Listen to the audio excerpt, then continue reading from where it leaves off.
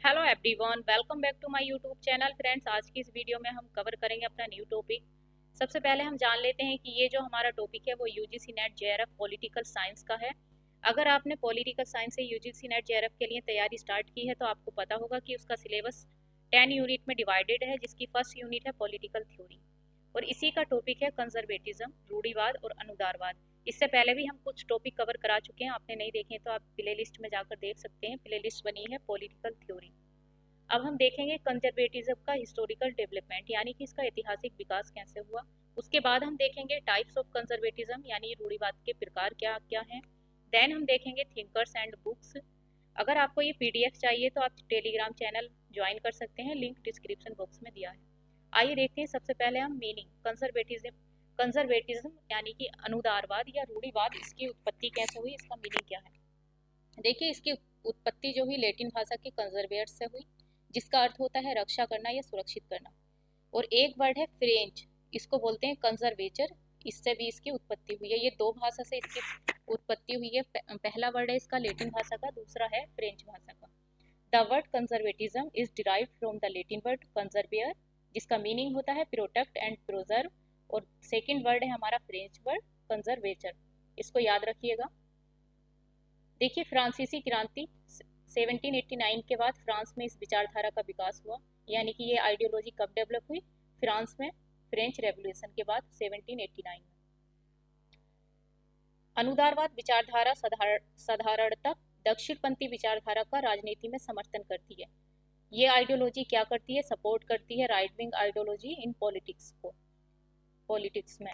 ये विचारधारा व्यक्तिगत संपत्ति, आत्मनिर्भरता तथा व्यक्तिवाद का समर्थन करती है। देखिए, ये जो कंजर्वेटिव लोग हैं, यानी कि ये कंजर्वेटिव तो जो मानने वाले हैं इस आइडियोलॉजी को, वो सपोर्ट करते हैं personal property, self reliance and individualism, व्यक्तिगत संपत्ति, आत्मनिर्भरता तथा व्यक्तिवाद। आगे देखते हैं। देखिए, रूढ़िवाद एक सामाजिक और राजनीतिक दृष्टिकोण है। ये कैसा दृष्टिकोण है, social and political view point, जो पारंपरिक मान्यताओं और स्थिरता को प्राथमिकता देता है। ये किस चीज को प्राथमिकता देता है, ट्रेडिशनल बिलीफ एंड स्टेबिलिटी। इसका उद्देश्य क्या है, समाज में धीरे धीरे बदलाव को धीरे धीरे और सतर्कता के साथ स्वीकार करना, ना कि तेजी से और क्रांतिकारी तरीके से। इनका सिंपल वे में अगर देखा जाए तो जो ये रूढ़िवादी लोग होते हैं, मतलब इस आइडियोलॉजी को मानने वाले, वो क्या करते हैं, जो पहले से उनकी परंपराएं और प्रथाएं चली आ रही हैं उसी को अपनी प्राथमिकता देते हैं। उनका जो सोसाइटी में धीरे धीरे चेंज होता है उसको वो एक्सेप्ट करते हैं, और जो सडनली चेंज आता है उसको वो एक्सेप्ट नहीं करते हैं। ये देखिए, it aims to accept change in society gradually and cautiously rather than rapidly and revolutionarily, यानी क्रांतिकारी तरीके से जो चेंज आता है उसको ये नहीं मानते हैं। देखिए, एग्जाम्पल है यहाँ पर, अगर कोई व्यक्ति या समूह है जो अपने पारिवारिक मूल्यों को बनाए रखता है, और अगर जो कंटेम्प्रेरी वर्ड है यानी समकालीन सामाजिक बदलावों का विरोध करता है, वो जैसे कि समान लिंग विवाह, समान सेम सेक्स मैरिज या नए सामाजिक नीतियों के खिलाफ है, तो वो लोग कैसे हैं, वो अपनी रूढ़िवादी आइडियोलॉजी को मानकर आगे बढ़ रहे हैं। फॉर एग्जाम्पल, आपने देखा होगा आपकी फैमिली में कुछ रूल्स ऐसे हैं जो कि पहले से चले आ रहे हैं, चाहे सोसाइटी ने उसको चेंज कर दिया लेकिन आपकी फैमिली उनको मानती है, तो आप कैसे हैं, कंजर्वेटिव आइडियोलॉजी वाले हैं। ये एग्जाम्पल देख लिए। आगे देखते हैं। रूढ़िवाद को कट्टरवाद कहना उचित नहीं है, क्योंकि ये सामाजिक व्यवस्था को बनाए रखने के लिए हिंसात्मक माध्यम का समर्थक नहीं है।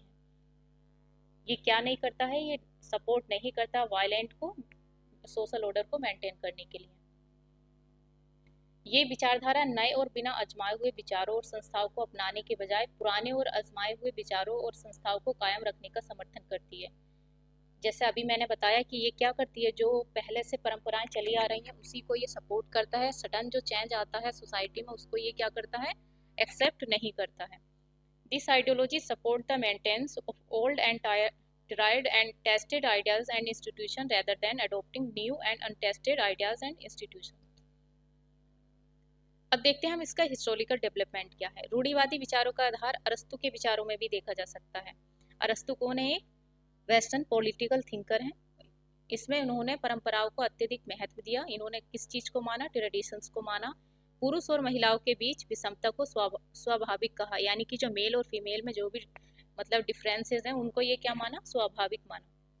देखिए, the basis of conservatives idea can also be seen in the thoughts of Aristotle, in which gave great importance to traditions and considered the inequality between men and women in as natural। ये क्या मानते हैं कि जो man और women के बीच जो भी इनइक्वालिटीज़ हैं वो कैसी हैं, वो नेचुरल हैं।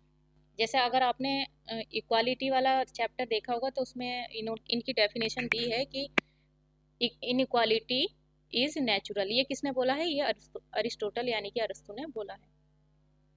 आगे देखते हैं अनुदारवाद के बीच 1789 की फ्रांसीसी क्रांति के बाद फ्रांस में देखने को मिलते हैं। जैसे कि अभी हमने स्टार्टिंग में बताया, आंग्ल अमेरिकी समूह एडमंड बर्क को अनुदारवादी विचारधारा का पिता माना जाता है। फादर ऑफ कंजर्वेटिव किसे माना जाता है? एडमंड बर्क को। इन्होंने फ्रांसीसी क्रांति का विरोध किया। ये देखिए, the seeds of conservatism can be seen in France after the French revolution in of 1789। He opposed of French revolution, यानी इन्होंने इसका विरोध किया और इनको माना जाता है considered Edmund Burke as the father of conservatism. याद रखिएगा, ये एग्जाम में पूछा जाता है कि फादर ऑफ कंजर्वेटिज्म कौन है, तो एडमंड बर्क। देखिए इनकी रचना है ये reflection on the French revolution 1790। इन्होंने फ्रांसीसी क्रांति की आलोचना की। इनके अनुसार पहले ये मतलब समझ लेते हैं कि इन्होंने फ्रांसीसी क्रांति की आलोचना की क्योंकि जैसे आप सभी जानते होंगे कि फ्रांसीसी क्रांति किस चीज़ की बात करती है? लिबर्टी, इक्वालिटी एंड फ्रेटर्निटी, स्वतंत्रता, समानता और भाईचारे की बात करती है। तो इनका कहने का मतलब ये था कि क्रांति ने इन तीनों की बात तो की, स्वतंत्रता, समानता एंड भाईचारा, लेकिन उस पर ये अमल नहीं कर पाए, यानी उसको फॉलो नहीं कर पाए।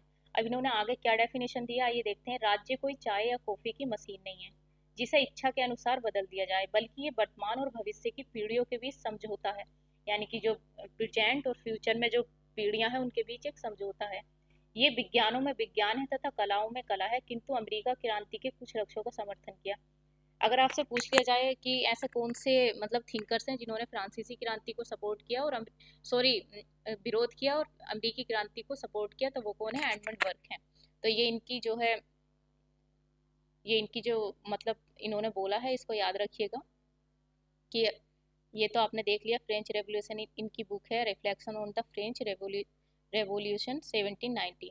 इन्होंने बोला, the state is not a tea और coffee machine that can be change as per one wish, but is in an agreement between present the future generation. It is the science among science and the art among arts. But he supported some of the goals of American Revolution. अब देखते हैं हम types of conservatism, ये कौन कौन से हैं। सबसे पहले हम पढ़ेंगे सत्तावादी या अधिनायकवादी रूढ़िवाद, ऑथोरिटेरियन कंजर्वेटिज्म। फ्रांसीसी क्रांति के दौरान अधिनायकवादी शासन के प्रबल समर्थक जोसेफ डे मेस्त्रे, ये इनका नाम याद रखिएगा, जिन्होंने राजतंत्रीय व्यवस्था का समर्थन किया। उन्होंने कहा कि समाज दो विचारों से संचालित है, पहला सिंहासन, दूसरा परिवर्तन। देखिए ये है authoritarian rule during the French revolution was Joseph day Mhetre who supported the monarchial system. इन्होंने किस चीज को सपोर्ट किया? मोनार्कियल सिस्टम को। He said that the society is governed by two ideas, first है थ्रोन, सेकंड चेंज। अब देखते हैं हम पितृसत्तात्मक रूढ़िवाद, पैट्रियार्कल कंजर्वेटिज्म। पितृसत्तात्मक रूढ़िवाद का अभिप्राय है कि जिस प्रकार पिता का नियंत्रण परिवार पर होता है, पितृसत्तात्मकता क्या होती है? जहाँ पर सारा कंट्रोल किसका होता है? फादर का।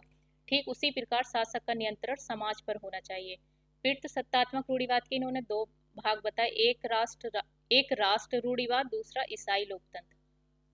देखिए, patriarchal conservatism implies that just as the father has control over the family, in the same way rulers should have control over the society. इन्होंने दो पार्ट बताए, one nation conservatism, Christian democracy. तो ये जो one nation conservatism है ये important है, आइए इसको देखते हैं हम। वन नेशन कंजर्वेटिज्म, एक राष्ट्र रूढ़िवाद। एक राष्ट्र रूढ़िवाद का विचार कहाँ से आया? ब्रिटेन के प्रधानमंत्री बेंजामिन डिज़राइली, इनके द्वारा ये प्रतिपादित किया गया, जिन्होंने व्यक्ति की प्रधानता की बजाय सामाजिक दायित्वों पर अत्यधिक बल दिया। The idea of one nation conservatism was propagated by British prime minister Benjamin Disraeli, in which he laid great emphasis on social obligation rather than the primacy of the individual. इसको याद रखिएगा, एक राष्ट्र रूढ़िवाद किसने दिया? ब्रिटेन के प्रधानमंत्री Benjamin डिज़राइली ने दिया, और इन्होंने क्या व्यक्ति की बजाय किस पर ध्यान दिया? सामाजिक दायित्वों पर अधिक बल दिया।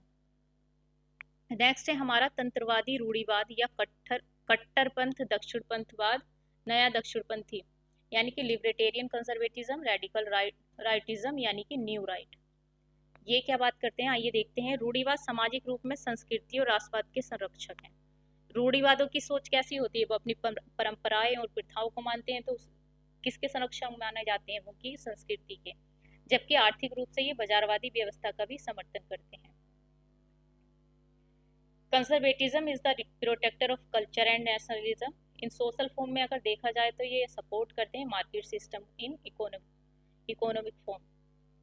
रूढ़िवाद को नव दक्षिणपंथवाद भी कहा जाता है, क्योंकि दक्षिणपंथ का अभिप्राय भी परंपराओं और प्रथाओं का समर्थन करता है। ये जो दक्षिणपंथी हैं, ये किस चीज़ को प्रमोट करते हैं यानी सपोर्ट करते हैं, ट्रेडिशन एंड आउटकम्स को। तो इसलिए कंजर्वेटिज्म को क्या बोला जाता है, नव दक्षिणपंथ, क्योंकि दोनों ही किस चीज़ को मानते हैं, ट्रेडिशन एंड कस्टम्स को। याद रखिएगा ये।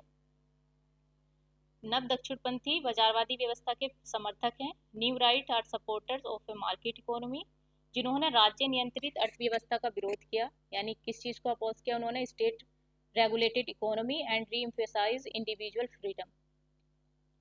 इन्होंने व्यक्ति की स्वतंत्रता पर पुनः बल दिया।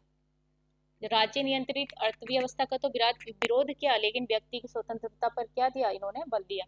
ब्रिटिश प्रधानमंत्री मार्गरेट थेचर और अमेरिकी राष्ट्रपति रोनाल्ड रीगन ने नव दक्षिणपंथी विचारधाराओं का समर्थन किया। अब ये पूछ लिया जाता है कि मतलब नव दक्षिणपंथी विचारों का समर्थन किसने किया, तो ये इनके दो नाम याद रखिएगा, British prime minister Margaret Thatcher and US president Ronald Reagan support करते हैं न्यू राइट आइडियाज को। आगे देखते हैं कि यूरोप में अनुदारवाद का समर्थन मुख्यतः कैथोलिक दलों, जिनका उदय 19 एंड 20 सेंचुरी में हुआ, ये बाजार वर्ग आधारित व्यवस्था का समर्थन करता है। देखिए यूरोप में कंजर्वेटिज्म किसने सपोर्ट किया, कैथोलिक पार्टीज जो कि इमर्ज हुए 19 एंड 20 सेंचुरी में, ये सपोर्ट करते हैं मार्केट बेस्ड सिस्टम को। अमेरिका में इस विचारधारा का समर्थन रिपब्लिक पार्टी के द्वारा किया गया, जिनके समर्थक कौन है, Ronald Reagan, George Bush, W Bush, इनके नाम जो हैं प्रमुखता हैं। In America this ideology supported by the republic party whose supporter include Ronald Reagan and George W Bush. आगे देखते हैं हम इम्पोर्टेंट बुक्स। एडमंड बर्ग, जैसे कि इनको फादर माना जाता है कंजर्वेटिज्म का, इनकी बुक ऊपर भी हमने देखी, reflection on the revolution in France. ये पुस्तक फ्रांसीसी क्रांति पर वर्ग की आलोचनात्मक प्रतिक्रिया है, जिसमें इन्होंने पारंपरिक सामाजिक संरचनाओं की रक्षा की आवश्यकता को रेखांकित किया है। Edmund Burke, Reflection on the Revolution in France. This book is Burke's critical response to the French Revolution, in which he underlined the need to defend traditional social structure. Next है रसेल किर्क, इनकी book है the conservative mind. इस पुस्तक में इन्होंने क्या किया है, रूढ़िवादी विचारधारा का इतिहास और उसकी प्रमुख प्रवृत्तियों पर प्रकाश डाला है। इनका नाम याद रखिएगा रसेल किर्क, बुक का नाम याद रखिएगा द कंजर्वेटिव माइंड। इसमें इन्होंने किस चीज़ को हाईलाइटेड किया है, history of conservative ideology. Next है विलियम बकली, इनकी बुक का नाम है नेशनल रिव्यू। इसमें इन्होंने किस पत्रिका की स्थापना की और इसके माध्यम से इन्होंने क्या किया, रूढ़िवादी विचारों का प्रचार किया। William F Buckley, national review इनकी रचना है और इन्होंने इस मैगजीन में प्रमोट किया कंजर्वेटिव आइडियाज।